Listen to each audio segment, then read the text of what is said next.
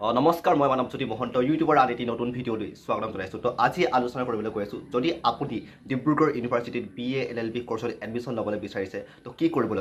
লাগিব কেনেকৈ এপ্লাই কৰিব লাগিব এলিজিবিলিটি ক্ৰাইটেৰিয়া কি হয় আজিৰ এই ভিডিঅ'টোত মই একেবাৰে A to Z আলোচনা কৰিবলৈ গৈ আছোঁ তেনেহ'লে আহক আজিৰ ভিডিঅ'টো আমি আৰম্ভ কৰোঁ তো প্ৰথমতে মই BA LLB কোৰ্চৰ এটা চমু বিৱৰণ দিবলৈ বিচাৰিছোঁ এইটো হৈছে এটা 5 year integrated BA LLB course য'ত আপোনাৰ আৰ্টছৰ ছাবজেক্টৰ লগতে ল'ৰ ছাবজেক্টকো পঢ়োৱা হয় like history political science sociology plus constitutional law' of India legal language extra আৰু এলিজিবিলিটি ক্ৰাইটেৰিয়া কি হয় চাওক হায়াৰ ছেকেণ্ডেৰী পাছ কৰাৰ পাছত যিকোনো ষ্ট্ৰীমত লাইক আৰ্টছ ছায়েন্স কমাৰ্চ 45% হ'ব লাগে জেনেৰেল কেটেগৰীৰ বাবে আৰু 40% ST SC হ'লে কনচিডাৰ কৰা হয় 40% ST SC কেটেগৰীৰ বাবে আৰু এজ লিমিটৰ বিষয়ে কৈ দিওঁ ডিব্ৰুগড় বিশ্ববিদ্যালয়ত এনেতো এজ লিমিট নাথাকে প্ৰায় ল' কলেজত কোনো ধৰণৰ এজ লিমিট নাই কিন্তু ডিব্ৰুগড় বিশ্ববিদ্যালয়ত 5 year ইণ্টিগ্ৰেটেড যদি আপুনি ল' কোৰ্চ কৰিবলৈ বিচাৰিছে তেনেহ'লে আপোনাক জেনেৰেল কেটেগৰী 20 বছৰতকৈ অধিক হ'ব নালাগিব জেনেৰেল কেটেগৰী আৰু ST SC হ'লে 21 নহয় 22 বছৰতকৈ অধিক হ'ব নালাগিব যেতিয়া মই এডমিশ্যন ল'বলৈ গৈছিলোঁ ডিব্ৰুগড় ইউনিভাৰ্চিটি BA LLBত তো তেতিয়া কি হৈছিল কি এগৰাকী ছোৱালী যাৰ বয়স আমাৰ ফ্ৰেণ্ড হয় তাৰ বয়স হৈছিল 21 বছৰ তাই ধুনীয়াকৈ এণ্ট্ৰেঞ্চ ক্লিয়াৰ কৰিলে সকলো ক্লিয়াৰ কৰিলে কিন্তু যিদিনা এডমিশ্যন ল'বলৈ গৈছে সেইদিনা তাইক এডমিশ্যনটো ৰিজেক্ট হৈ গৈছিল মানে তাক বয়স 21 বছৰ হোৱাৰ বাবে তেওঁক এডমিশ্যন দিয়া নাছিল পিছত তেওঁ যেনে তেনে এডমিশ্যন পালে কিবা এপ্লিকেশ্যন লিখি পিনে কিবা কিবি লিখি পিনে তেওঁ এডমিশ্যন পালে চ' এজ লিমিটৰ কথা আগতীয়াকৈ ইউনিভাৰ্চিটিৰ লগত কণ্টেক্ট কৰি ল'ব নাইবা সুধি ল'ব চ' সেইটোৱে এতিয়া এডমিশ্যন প্ৰচেছটোৰ বিষয়ে ক'বলৈ বিচাৰিছোঁ চাওক প্ৰথমতে নটিফিকেশ্যন ল'ব নটিফিকেশ্যনটো ইউজুৱেলি হায়াৰ ছেকেণ্ডেৰী ৰিজাল্ট দিয়াৰ পাছত মে' বা জুনত এখন নটিফিকেশ্যন ওলায় ডিব্ৰুগড় বিশ্ববিদ্যালয়ৰ অফিচিয়েল ৱেবছাইটৰ পেজত আৰু লগতে আমি বা আমাৰ ছিনিয়ৰসকলে হেল্প ডেস্ক এটা অপেন কৰে নটিফিকেশ্যন ওলোৱাৰ পাছত কেনেকৈ পঢ়িব লাগিব এণ্ট্ৰেঞ্চৰ বাবে কেনেকৈ প্ৰিপেৰেশ্যন কৰিব লাগিব এক্সেট্ৰা তেওঁলোকে অলপ গাইড কৰে আমাক চ' সেইটোৱে তো নটিফিকেশ্যন ওলোৱাৰ পাছত আপুনি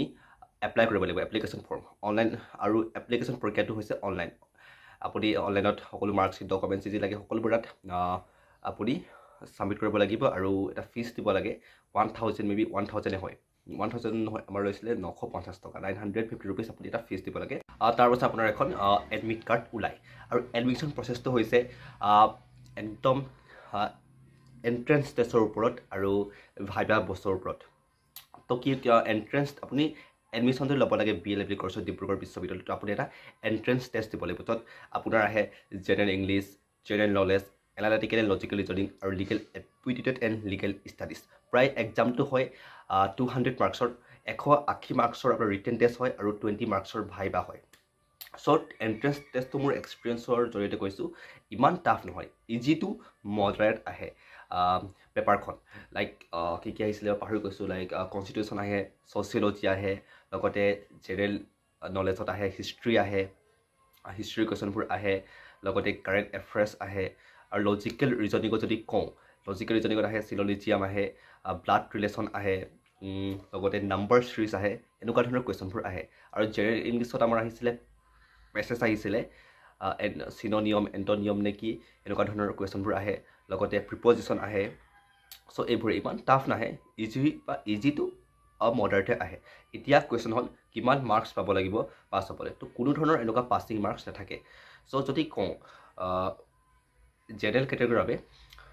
এক্সামৰ দুখৰ ভিতৰত 135 ইমানটো মেবি থাকিব লাগে এবাৰ কাটত 135 গৈছে জেনেৰেলৰ আৰু লগতে যদি ৰিজাৰ্ভেশ্যনো আছে লাইক SC হওক ST হওক আৰু EWS OBC ৰিজাৰ্ভেশ্যনো আছে চ' কিন্তু ক'ব গ'লে মানে 130ৰ ওপৰত থাকিলে মেবি ভাল 130 নহয় তাতকৈও 150 হওক 160ও যাব পাৰে কোনো ধৰণৰ হেৰি নাই চ' তাত 120ৰ তলতো হ'ব পাৰে মানে কিন্তু জেনেৰেল বুলি ক'লে 135 এবাৰ গৈছে কাট অফ চ' ইমানটো ভিতৰত থাকিলে অলপ ছেফ জ'নত থাকিব বুলি আশা কৰোঁ মই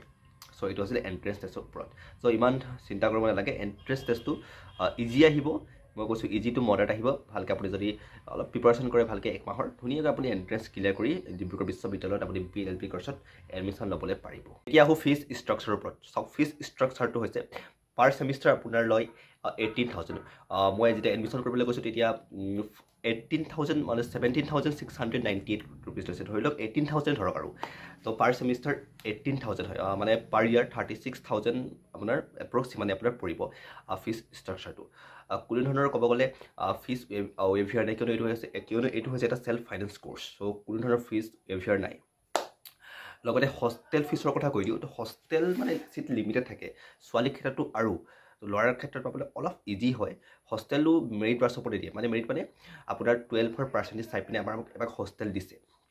আৰু হোষ্টেলৰ ফিজটোৰ কথা কৈ দিওঁ হোষ্টেল ফিজটো হৈছে 3,000 ছিকিউৰিটি ডিপজিট আপুনি ওৱান টাইম দিব লাগে যিটো আপুনি যেতিয়া আপোনাৰ কোৰ্চটো কমপ্লিট হ'ব তাৰপাছত সেই পইচাটো আপোনাক ঘূৰাই দিয়া হ'ব লগতে এডমিশ্যন ফিজ দিব লাগে 2,900 আৰু মেছ ফিজ 2,000 পাৰ মান্থ 2,000 আপুনি পাৰ মান্থ মেছ ফিজটো দিবলগীয়া হয় তো এতিয়া আমাৰ চেণ্টাৰত কি ফেচিলিটিজ এভেইলেবল আছে সেইটো কৈ দিওঁ তো মুড কোৰ্ট কম্পিটিশ্যন হয় তো মুড কোৰ্ট ফেচিলিটি এভেইলেবল আছে লিগেল এইড ক্লিনিক আছে লগতে কম্পিউটাৰ লাইব্ৰেৰী আছে তো লাইব্ৰেৰীটো সকলোৰে থাকে দিয়ক লগতে হোষ্টেল একমডেশ্যন ক'লোৱে যেনিবা তো এইখিনি আছিল চ' এইখিনিৰ লগতে আপুনি যদি বিশ্ববিদ্যালয়ত আহে ইউনিভাৰ্চিটি যদি আপুনি আহে বহুত কথা শিকিবলৈ পাৰিব বহুত নতুন নতুন অভিজ্ঞতা আহৰণ কৰিবলৈ পাৰিব আপোনাৰ লাইফ চেঞ্জিং অপৰচুনিটি হ'ব পাৰে যদি আপুনি ইউনিভাৰ্চিটিত আহে লগতে আপুনি এই 5 বছৰত আপুনি এনজয় কৰক এনজয় কৰাৰ লগতে সকলো বেলেঞ্চত যেকৈ ক'লে অকল এনজয় কৰি থওক সেইটো নহয় সকলো যদি বেলেঞ্চত কৰে আপুনি বহুত আপোনাৰ নিজৰ লাইফ চেঞ্জিং অপৰচুনিটি হ'ব পাৰে তো BLLBত আপুনি